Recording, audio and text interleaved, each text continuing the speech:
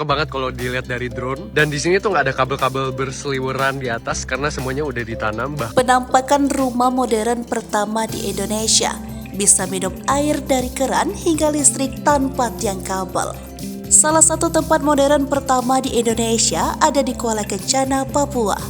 Kuala Kencana adalah kota pertama di Indonesia yang telah menggunakan sistem underground utilities untuk saluran kabel listrik, komunikasi, serta distribusi air bersih dan pengolahan limbah yang terpusat. Keindahan di Kuala Kencana viral setelah diunggah oleh salah satu akun TikTok. Kuala Kencana merupakan sebuah distrik di Kota Timika, Kabupaten Mimika, Papua Tengah, yang diresmikan oleh Presiden Soeharto pada 5 Desember 1995. Kota modern ini merupakan kawasan penduduk yang dibangun oleh Freeport untuk mendukung aktivitas di area dataran rendah Papua. Jika dilihat dari atas menggunakan drone, rumah-rumah di distrik itu tampak berjajar rapi membentuk sebuah lingkaran.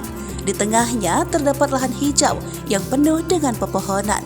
Alasan kota ini dijuluki modern karena sistemnya yang rapi dan tertata.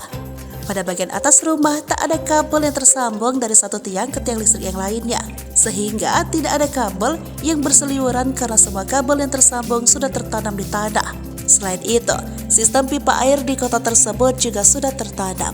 Setiap rumah di Kuala Kencana disebut sudah tidak lagi menggunakan septic tank karena semuanya sudah sentral di suatu tempat. Selanjutnya, drainase di kawasan itu juga sudah sangat rapi dan baik sehingga terjamin tidak terjadi banjir di permukiman.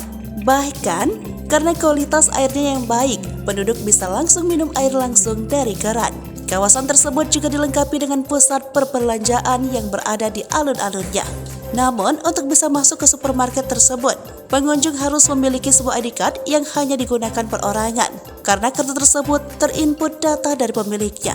Keindahan kota Kuala Kencana sangat rapi dan asri seperti menggambarkan suasana di permukiman luar negeri.